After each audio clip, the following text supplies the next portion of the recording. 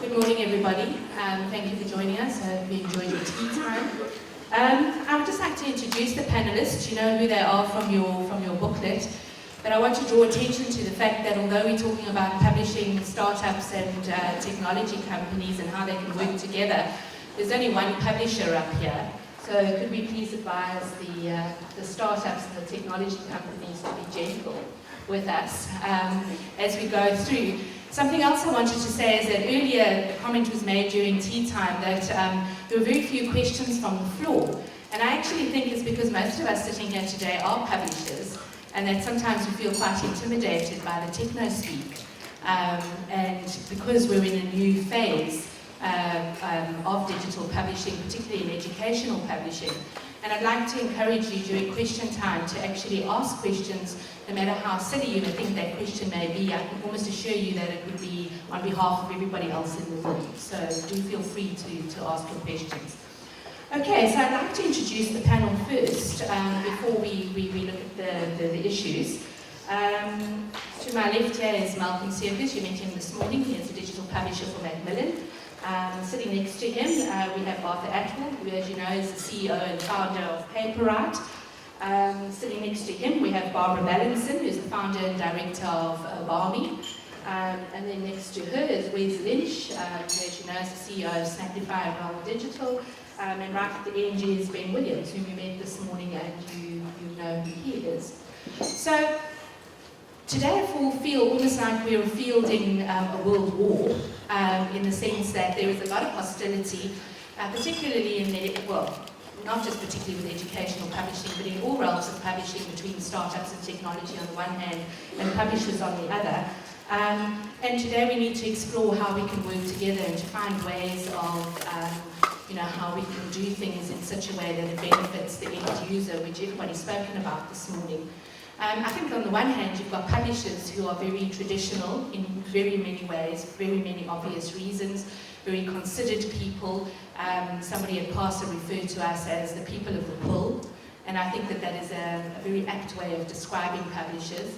And even in publishing, we have a sort of a bit of a, not a war, but there's a dichotomy between your trade publishers and your educational publishers, because the trade publishers are further ahead in the whole digital realm and in distribution models, etc.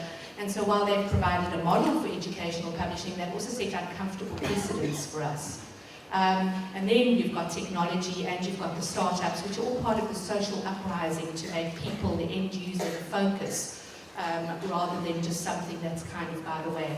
So, keeping that in mind, could we start possibly at the end with Ben, with an idea of how you think that startups and technology companies and providers and service providers can work comfortably with publishers to further the needs of both the end user from trade, but also in schools, for example? This is a simple answer to that, and it's please just pay us lots of money. No, I think that when you talk about the war between the potential war between the startups and the established players, for me it's a dichotomy not just between business models but also between the starting point. So the starting point for a lot of traditional players in publishing is sort of targeting what I call, not what I call, but what the grumpy old man Will Self called the Gutenberg mind. And that is a term that I'm really quite fond of, the Gutenberg mind. We are a room full of people who have Gutenberg minds. Our minds are formed by the Gutenberg press 400 years ago, and our project is largely to try and create products for the Gutenberg mind. And I think that startups often have a different mind, which doesn't really have a name yet, but they often have a different mind in mind when they are looking to create new things and create products and work with publishers and stuff. And so I think that solving that fundamental sort of philosophical dilemma is one of the things that would help a lot in terms of the way startups can work with publishers. But speaking as a book's editor, speaking as a person who I get something like 40, 50 books a week. I think that and it's all from publishers. It's all from standard traditional trade publishers that I get. I think that it would be nice to see publishing innovation more to the fore. So, for example, during the tea break, I was asked if I'd ever reviewed an app in my books pages, and the answer is yes. I did one app. It was a bird watching app. You know, but there's scope for that. You know, to come to the surface in media more than what is currently being exploited. So I think that, you know, the question of how they can work together is a difficult and complicated one. It's one of entanglement, I guess. But I think that there's definitely a possibility for surfacing that stuff, if only the conundrum can be solved. I want to review more apps as a books editor. I think at the moment there's a view that publishers are looking to startups as a sort of traditional supplier, that they can offer solutions or technology that enables them to, you know, offer their service differently. And that's not just to say ebooks, but I think there's, you know, a missed opportunity where publishers need to look at startups more from the point of view of, this is a great way to gain innovation and experiment. And they need to dabble a little bit more. If you look at a lot of industries, you have, you know, more formalized innovation labs, skunk works, those sort of things. As long as that doesn't exist in publishing, but I think not to the same degree. And also there isn't that much focus on the localization of innovation. So I think if you're a small publisher where it's maybe difficult to justify R&D, research, experimentation, or, you know, you're the local division of a very large publisher where, you know, what is happening from the innovation point of view isn't appropriate for your market because the conditions here just aren't the same. And that's not just a South African issue. I think it's probably, you know, a broader emerging markets issue where we see a lot of the technology just isn't appropriate. And how do you gain insights into what works, what doesn't work? How do you cheaply experiment? And how do you know, bring some of that innovation in-house? And I think the answer is to work with startups. You don't need to jump in and you know, bet your whole future on them, but collaborate you know, with the startups, even if what it is just to reinvigorate a culture of innovation within the organization, remove a little bit of the fear that's associated with, you know, these sort of collaborative endeavors. I think all of that culturally will pay off a lot to sort of reinvent some of these publishers. Yeah, I think what both of you have said certainly rings true, and I think to me it's summed up as a love-hate relationship. You know, on one hand, there's certainly from the startup's perspective, there's two forms of cred, we can call them, that come with working with a publisher. Of course, there's the credibility of having a big name involved, and then of course the creditors or the deep pockets that come with that as well. But then from the publisher's side, that's certainly something that, you know, they'd like to get their brand out, and from a risk perspective with putting their hands into their pockets, that's where it gets problematic for them. And it really is around risk. So if we can look at that risk and we can say, right, how do we minimize that risk as much as possible? We have to look at what the startup is bringing to the publisher in return. And I think that's, again, something like innovation, where, you know, the publisher hasn't changed for years and years. It's a big mammoth vehicle that it's going to be too quick to turn it around. So working with startups and having this idea of agile development, of pivoting as and when necessary, allows them to dabble and explore these possible opportunities for changing business models, for changing products, and so on. I think that, you know, the benefit is obviously that we've always heard it over and over again, is that content is king. So startups really do want to work with publishers, but there are frustrations in that, as I said, it's such a big vehicle to move around. So from a perspective where we're getting them to work together, it really has to be how do we most maximize the opportunity to let startups cultivate their own innovation, you know, be where the customer is, identifying trends and responding to them quickly, or even setting their trends themselves. And that's something that requires the environment that Wesley spoke of, having these sort of incubators or labs that can foster that type of that type of innovation. And I think that's the only way, until publishers have moved on to that next step, that's the only way that they can take that step, is by supporting and nurturing startups and bringing them on their side as opposed to having them on the hate side. Yeah, it's kind of all been said already. It was also said 15, 20 years ago when Clayton Christensen wrote The Innovator's Dilemma, right? Big companies can't afford to invest in the very things that will bring their downfall because they have to please their current customers. And the only way, again, to inoculate your big business against being disrupted is to innovate, either through having some kind of skunk works or through acquisition, or these days, to work with startups. And I want to challenge this idea that you've got to have deep pockets to support these startups. Startups are a stupidly cheap way to innovate. I mean, startups will work for nothing. And having started several businesses in the publishing world, business models in the publishing sphere over the last 8 years, you wouldn't believe how little we can live on. So, if you compare that to the payroll cost of one experienced individual in your company who could look into those potential innovations, it's just so much cheaper. The only thing you're investing is the time you have to sit in the meeting with the startup person, working out how you're going to work together. If a startup comes to you and says, we'd like to offer you a service and it's going to cost you $1 million a year, say, we'd really like to work with you, but we'll pay you nothing. The startup would probably say, yeah, that's fine, let's do that. I'd like to get a list of these startups. We haven't seen that so much yet, but I agree with all of them, not because I'm outnumbered, but because I've seen the truth of it. We've worked with a number of startups in the last 2 years, and it's been really good. Some of them, after just an initial discussion, just fell away. They kind of realized that they had a lot of work to do to be able to make it. But some of them have stuck to it, and it's been a really good relationship.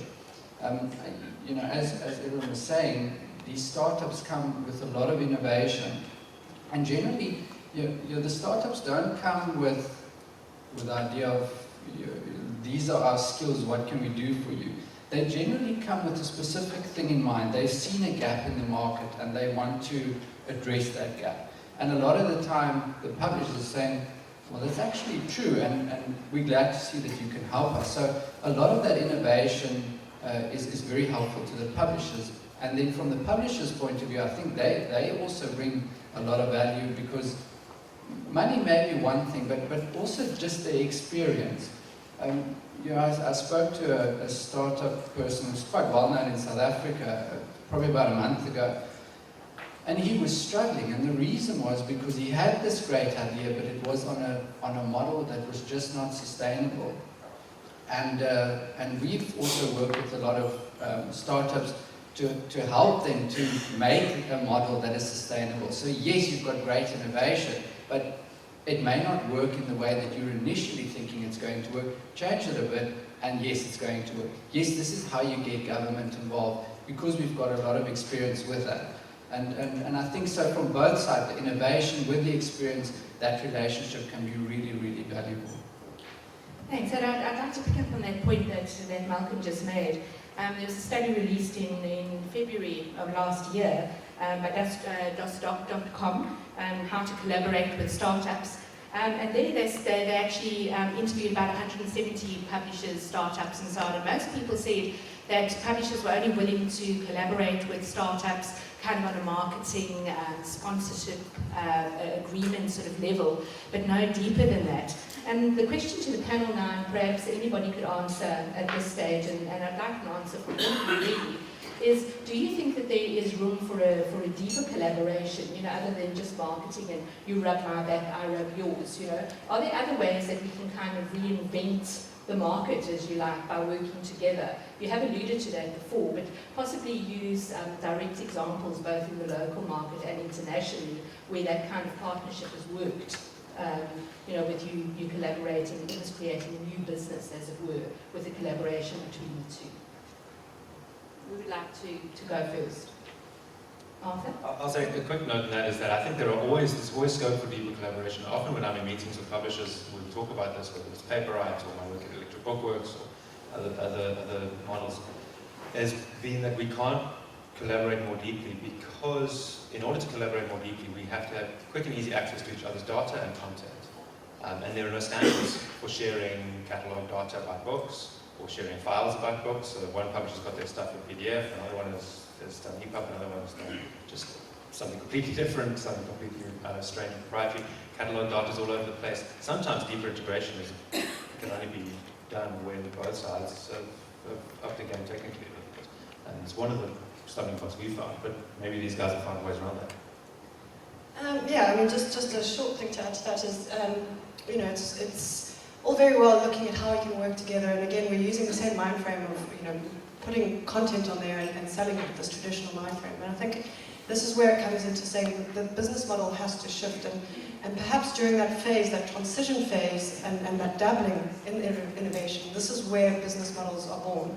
And it's more of added values at first, or value-added services at first, sorry, that allows to obviously offer greater than just the sponsorship and the marketing, but opportunity to try those out. You know, whether it's not pushing content through, but offering a similar service that supports that content. Perhaps access to the authors that have written the content. Perhaps you know, support and community around that particular content. So I think there is that opportunity to go beyond the marketing, but it has to be of some other value, and that comes in the form of supportive services. I experienced working with publishers, and I think because of, you know, we're handling a lot of the content, and for many publishers actually, you know, collecting their revenue, is that the only relationship that we can have, if there is one, is a deep relationship. You know, we're a big part of actually delivering their value to the market. So for us, it hasn't really been any issues around the depth of the commitment and the engagement, and it's more about the time it takes to get there. You know, I'd say if you want to work with, you know, it's pretty much across the board. It doesn't really matter if they're a big publisher or a small publisher, really. But and maybe, I mean, Arthur, you can comment on this also. I think if, you know, from when you first speak to a publisher and you start doing business, it's probably, if you at this rate, if you start doing business like a pilot and you do it within a year, that's great. Probably take you 2 years. So, you know, I think on the whole, startups are we're in it for the long haul. You know. We here now have expectations that, you know, we're going to have a conversation here, and maybe we'll end up doing business with that person in 2 years' time. And, you know, I think what we need is to turn, you know, that down into a matter of months. You know, we can't iterate in annual cycles. You know, and it's not about the depth. It's about, I think, removing this anxiety to say, you know, you don't have to dive in with both feet, but, you know, let's dip your toe in the water at least, and please do that really quickly. So we can learn and suss up very quickly who are the, you know, who's serious and who are the time wasters, to be honest. Sure. I suppose if I could speak up on behalf of publishers a little bit. Publishers are the hardest working people I know. I've never met a publisher who isn't completely frantic and absolutely maxed out and working 13 hours a day, every day, for the entire year. You know, we've got events, publishers have events to contend with, like this one, for example, coming around the horizon every time they look up, every time they stick their head above the parapet. You know, credit to publishers for doing what they do, because really, you know, it's not just about the money, it's definitely about the passion, otherwise you wouldn't get this level of commitment and this amazing amount of hours that publishers put in. So for me, I guess it's a question of two startup terms that publishers need to contend with, and the first one is risk. Publishers need to see if they can carve out an hour of their day, look at their strategy, and identify the areas in that strategy where they're willing to take risk. And then within that, if it's marketing, if it's publishing, if it's distribution, whatever it is, identify you know, a potential partner to address that ability to absorb some risk. And that's where you can maybe start getting together with a startup and get going. The other term, of course, is a startup term, which is fail fast. That's a term that I think a lot of publishers aren't particularly comfortable with, but startups do it all the time. You put something out there to see if it'll stick. Another great term for that is hopeful monster. A hopeful monster is something that exists, that may survive in the prevailing environment and change it, or that may die because it wasn't suited to the prevailing environment. So, I mean, if you're willing to apply a fail-fast strategy to the areas where you're willing to accept some risk, that will help a lot, because a startup will come, help input in that area where you're willing to absorb some risk, and it might work, it might not, but the point is you learn something out of it, you take something out of it. So, learning to fail fast in those areas where you can afford to fail fast, I think would be quite a good starting point.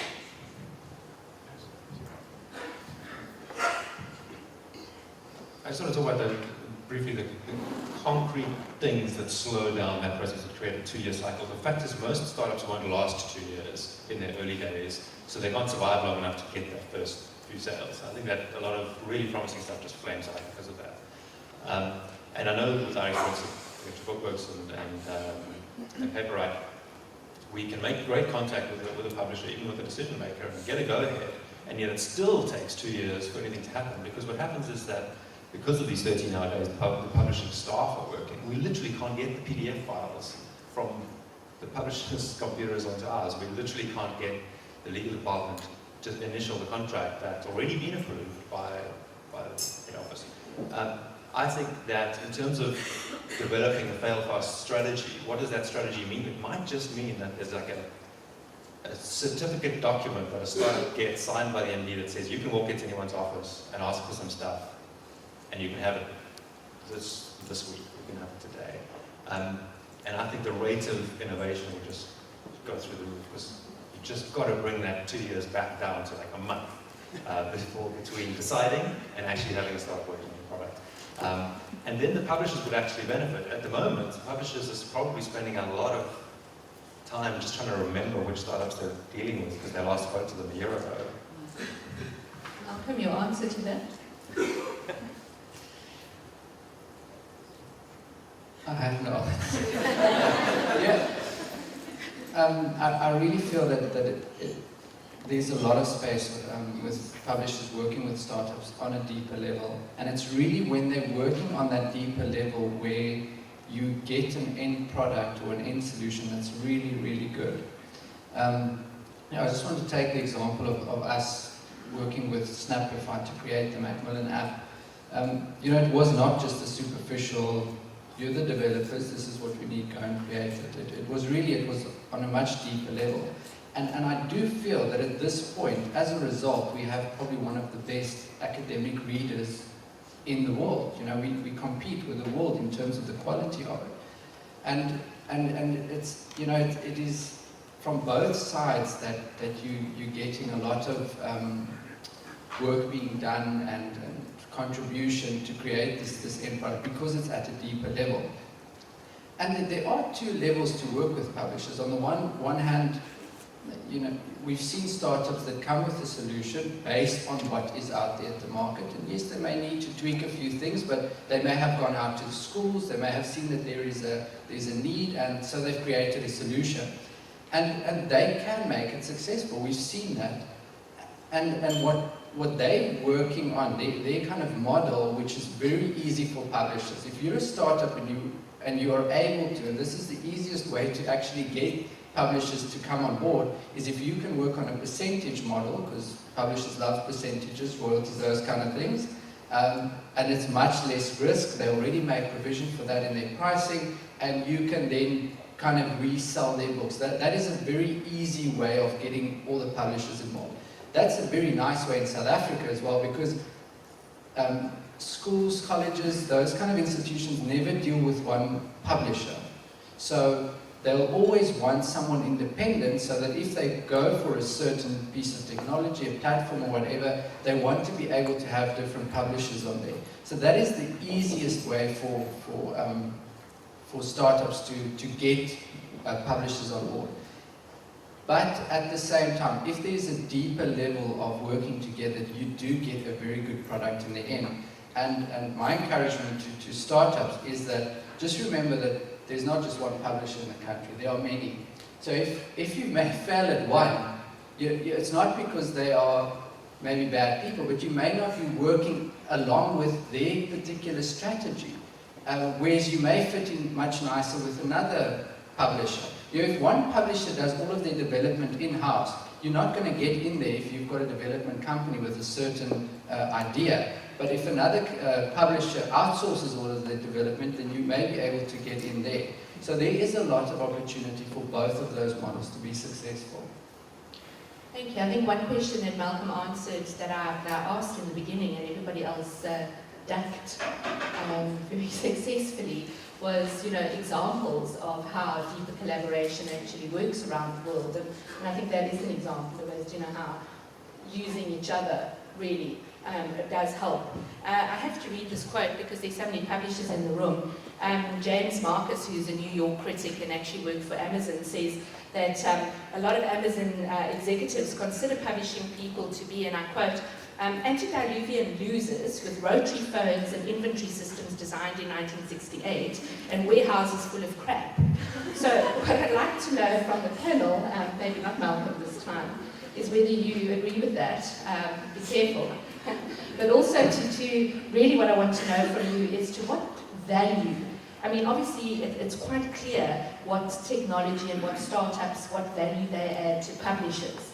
But I'd like to know from you what value, perhaps in your own organization specifically, or at large, what value publishers can add to your existing business models and why we're so important to you in your business vision.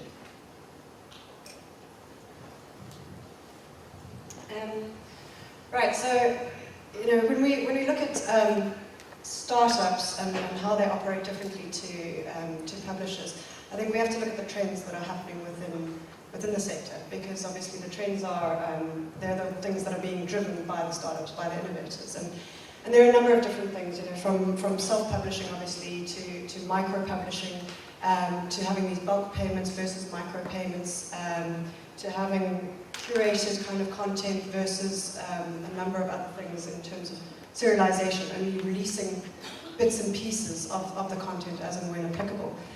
So when it gets down to a specific example, like in terms of my background, I run Abami, which is a social learning company. We essentially provide the opportunity for organizations or individuals to join or create their own learning communities. And that's sort of based on three models: the content aspect of it, the collaboration or the social aspect, and of course the assessment or the monitoring and evaluation that comes after that. And content has to be looked at in three things. It's given a social platform, users are creating their own content. Given the ability for publishers to come on board and take part in those trends. So there are a number of things that we're doing at Abami that allows for bulk or micropayments, the serialization, the curation, and of course the targeting of that content to specific audiences, so just being able to extract data on the back of that through it. So yeah, those are just some of the things that we're doing at Abami to try and stay ahead of the curve, keep innovation going, but certainly offering a place for publishers to come on board and try that out as well. So, there's some of this. We've used like love, hate, and there's kind of a lot of discussions around like us and them, and obviously there's an element of that, but there's a lot of companies that carry the startup flag, where a startup doesn't really mean that you're young anymore. It means kind of that you're innovative, or maybe you're a business that's funded, or you manage to employ people but still haven't made any money. But at the end of the day, I think the startups that are in the publishing industry, certainly from our perspective, we consider ourselves to be part of the publishing industry, not adjacent to it, trying to come and fix all the problems and tell the publishing world how they should be doing business. Absolutely not. We've got a collaborative culture, but I think the collaboration is deeper in the sense that, we want to be let in, actually. And the people that we work with in the industry, there's innovators in publishing. Often, the guys that are letting us in and we're working with within the publisher across the table, without a doubt, knows more about their business and what their needs are. And where we get a kick out of it, and I think why we want things to happen quicker, is because most of us are really motivated by the buzz that we get out of working with these publishers. Putting the innovation into the business, seeing how it impacts the business or impacts the market. And I think it's that we need to develop. So, to that statement, I think it's in all industries. Are there, perhaps the old guard that fall into that category? Absolutely. Is that the brush that we paint the whole industry with? No. I mean, that's just not true. Why? Because we're in that industry, and that's not a brush that any of us should be painted with at all. We're able to get over all of that and have more of a sincere, open conversation about what we want to get out of it, and not run around. Although we believe that we're innovative, it's not to go and say that our innovation makes us any better or any cleverer than any of the other organizations that are out there. I think that's not going to benefit anyone. Who could possibly sit on this panel and agree with that? You get sorted. Maybe it's a little bit more philosophical, but I think at the end of the day, it's on that basis that good business will be done. Thanks. I don't know Barbara and Malcolm as well as I know Arthur and Wesley, but Arthur, Wesley, and myself have all managed to do something which I think is relatively rare in the startup scene, and that's consolidate the trade publishers onto a single platform. In my case, it was Book SA, which is a startup that I founded about 7 years ago. It's now called Books Live. We've got Paperwrite, we've got Realm, stroke Snaplify. We all, to some extent, work with all of the publishers, the trade publishers, in one thing. And I think that's because we've all sort of developed products that work within publishers' budgets and that also help publishers move forward incrementally, in terms of the way they want to execute their strategy and innovate. And so, I mean, it's definitely possible. Another thing that we must remember is that startups often have the end goal of being acquired. So that's what happened with my website, for example. Book SA was acquired by Times Media. It's now called Books Live. It's part of their live portfolio. So if you're dealing with a startup and you really like it, put a ring on it. That the startup is there. One of the reasons they're doing it is because they think that they can do stuff that you can't necessarily do, but they want to stay within that field. That's why startups are driven by passion. So if there's a person in a startup who's doing something in books, it's because they love books. It's because they are passionate about books. And if you can get them early, you can get them cheap. So I would say that definitely a way that a publisher can help a startup is to actually acquire the startup. Maybe the startup can become the in-house lab where you do your own experimentation or something along those lines. Arthur? So add a little twist to this that in South Africa, and I suspect in many developing countries, many startups are, just by their nature, social impact organizations. They're creating jobs and they're usually trying to increase access to books. They're trying to sell to new people and open to new markets. And in South Africa, that means that it's not just a financial decision whether a publisher works with a startup. And this probably sounds like I'm pitching paper, but I really mean it for every other educational technology startup I've met, from Abami to many others, that sometimes in South Africa, given our history, publishers should work with startups because they must. Because actually, if we don't, we're neglecting the 48 million people in South Africa who don't buy books. And that's, it's a higher and more important cause sometimes. What I hope is that genuinely feeling that emotion when you're sitting in a boardroom making a decision, should mitigate the sense of risk about the financial side of it. It's a duty issue. We talk about South Africa all the time, about growing racial tension. Stephen Friedland's recent article about the black middle class's anger over apartheid. These are big, big, important issues. And when we start talking about concretely how do we address those issues in South Africa, sometimes it means a big company takes a risk for the social good. And there are a lot of startups in South Africa doing really exciting work that could benefit from that non-financial, social impact-driven decision-making. Yeah, I think that is true, and a lot of publishers are now starting to see that. But again, just coming back to like the previous discussion about protection and those things, there's always a risk when you're changing a model that's been working for a very long time, for many, many years. It is a risk. And so the directors of the publishing company is always going to consider these things and wonder, is it too big a risk?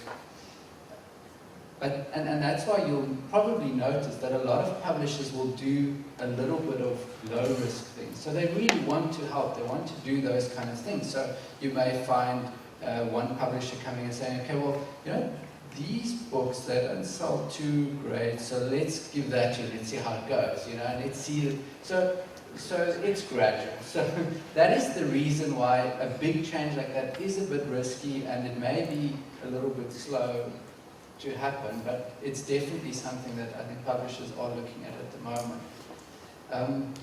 I just also want to say, because until now it seemed a lot like the publishers like this old man with deep pockets that doesn't even want to learn to SMS, it's just in the experience, that's it. But what I've seen working with startups in the last 2 years is from a publisher point of view, we've helped those startups be far more innovative than they would have been, if they just worked on their own. We've pushed them to the limits. And I think that if you can work with a publisher, they will help you with that. And I think together, startups and publishers can be very innovative, and they can really steer each other in the right direction. And just as a final comment, we need to wrap up, but I would want to know from you, it sounds to me, from all of us and what we're saying, that there's possibly room for us to have a formal forum to further discussions between the technology, the startups and publishers, like there's a Publishers Association. Are there any thoughts on, whether you think something like that would work, and thoughts about how that could work, and how we could take something like that forward?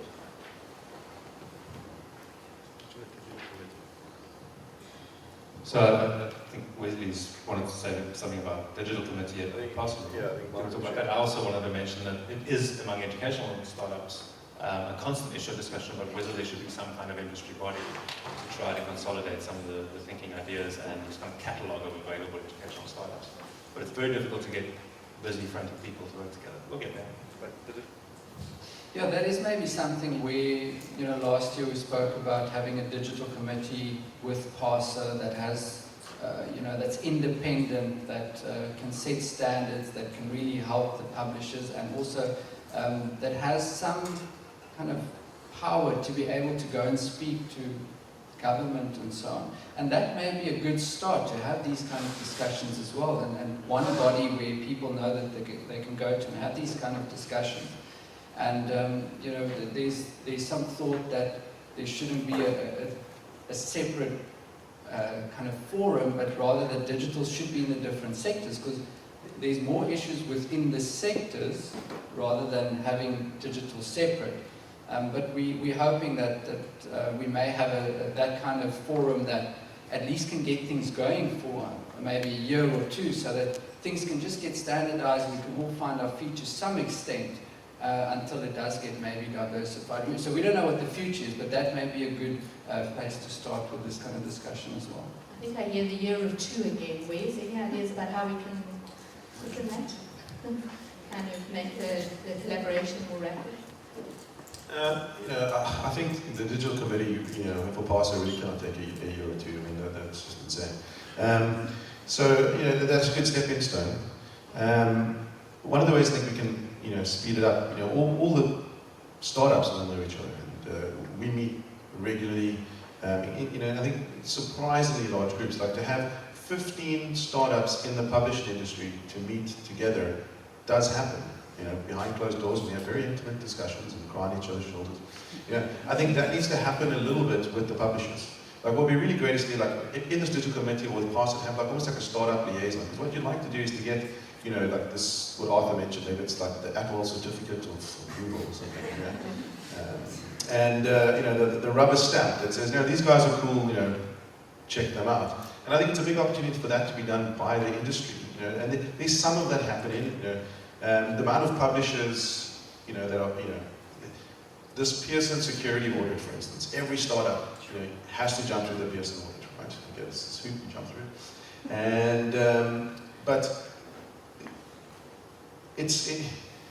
the publishers need to grab it more broadly because you can see the need for it. Where certain publishers are asking us, "Have you passed Pearson's audit?" You know, their measure of approval is, well, if Pearson said it was cool, then you know we're cool. So thanks, Pearson.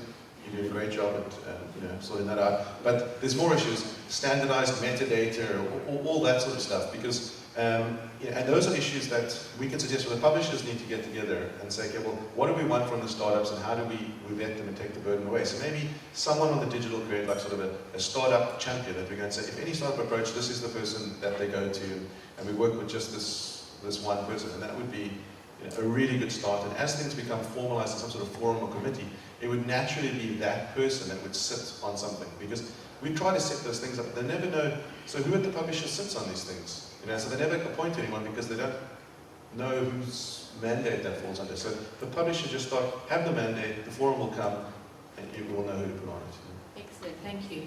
Ben, did you want to add something, or could we go to questions? Yeah, just a quick one. To speak, again, to sort of play devil's advocate and speak on the side of the publishers.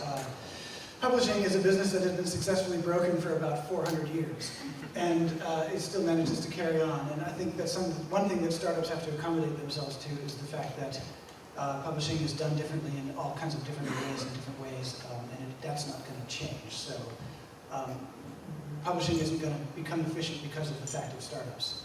But on the other hand, I'm shocked to learn that PASA doesn't have a digital committee. Is that true? It's a startup. Is it? Okay. Because I mean, geez, that should have happened a long time ago, and this is the first I've heard that PASA, our publishing association. Oh, is there one? Okay. Well, Okay. Yeah, so I heard that there's actually one for 2 years, because if there hadn't been, that would be a bit remiss. You know? So just to speak on both sides of that one. okay. Thank you. Are there any questions from the floor that you'd like to ask any members of the panel? Anything else you'd like clarity on? Thanks, Edward. Wesley, I'm Steve Forsby from Pearson. Steve, I know what you look like, but where are you? Where are you? There we go. Oh, there we go, Steve. Wesley, I'm glad to hear that we're helping you. It's a pleasure. So But it's not you personally, Steve. You can't take credit. you owe me one. Yeah. Okay, boys, let's, question. So great discussion. I would like to know your thoughts, or what startup are you watching for the panelists? Which is the startup that you're looking at going, they're doing amazing work, I want some of that. Thanks. Sure, tough. I mean, we're so busy. You know, I got to watch my own startup. But there are, as part of our expansion, there's certain areas that we're looking into, and you know, there's a lot of consolidation. There's good tech companies in South Africa and other emerging markets that, when you look at their businesses, they're not really platforms or businesses; they're features. And those are the guys that we look to acquire. And so the areas that we're looking at and quite excited about, that we believe is the sort of next wave, the next problem, and you can see it beginning in some of the discussions already today. It's quite easy to put a book out there, but when it comes to worksheets, then it's a little bit tough. And people are saying, you know, how do we deal with, you know, not interactivity from you know, consumption point of view, but production. So the kind of platforms that we're looking at are quizzing, adaptive learning, those sort of things, where in isolation it's very difficult to integrate them and sell them, but plugged into a broader distribution platform, you know, like ours, they make sense. The other thing is, you know, enablement technology. So a big barrier to, you know, accessibility and transactions in some of the emerging markets is payment. You know, there's a big motivation to say publishers must all sell direct. How are they going to do that? You know, there's, you know, we've got strategic relationships, and you know, we've entrenched and you know, acquired payment providers and things like that in certain fringe markets that are perhaps not as mature now, but certainly, you know, as market grows, I think those are going to be very strategic, you know, plays for us. As far as naming names, that's probably not going to be the best, but we can certainly have a chat afterwards. Yeah. I have some names. Some of the people I follow, Oyster, like I said earlier, fascinating startup, managing, basically trying to become Spotify for books, probably the one that's going to do it. Unbound, crowdsourced books, UK startup, really interesting. Michael Basker's startup, Profile Books. You'll hear more about that later. Definitely follow them. Touch Press, critical one. Pigeon Lab, and Featherproof Books. And I can tell you guys those again after the session. The point that I was trying to make is like, Oyster and that, they're great guys to watch from a strategy point of view. But if we talk about integrating and working with, I'm talking about local startups. Startups that are either in South Africa, Kenya, Nigeria, Argentina. Those are the markets that we're interested in. And I really don't mind sharing them. There's actually a massive list, even in Cape Town, of really great startups. I just don't want to give a platform to one and not the other. Because there are amazing startups here. They're actually doing really good work in other markets and are given a much greater respect outside of South Africa than locally. And that's a real shame. Thank you. Arthur? Unlike Wesley's kind of, I suppose, constrained in that he's actually an advisor to investors, so he's probably has to be a bit more careful. Local startup, I think that Sibulis will want to watch. Do you want to mention one that isn't on the panel? So Rethink has also got a great model where they're actually making use of Cognition software. So Cognition has created this learning in bite-sized chunks platform that allows you to take any curriculum and break it down. And I think Doug Honey, the young entrepreneur from Rethink Education, has licensed this software to use as his own from a classroom and education perspective. But what he's done really cleverly is taken bits of that content and put it onto Mixit, where he's seen enormous growth and scaling on the back of that. Obviously, it's a question of how to monetize, but it certainly shows the potential of the market at this stage, at least. All right. Sorry, last comment. One thing, I have to give a shout out to his paper, right? Just gives perspective, really. Arthur can't say it, but I think they took the Triple Crown, when in every publishing innovation competition there is on every continent, really. And they're here. And not everyone is not necessarily working with them, but trying it out. And it's recognized probably more overseas than it is locally. All right. I know there are lots of burning questions, and clearly we've all got lots to say. And hopefully we can take this forum forward with the suggestions that happened this morning. Please do continue your conversation over lunch and for the rest of the conference. As I say, direct your questions to people who you want to have more conversations. Thank you very much.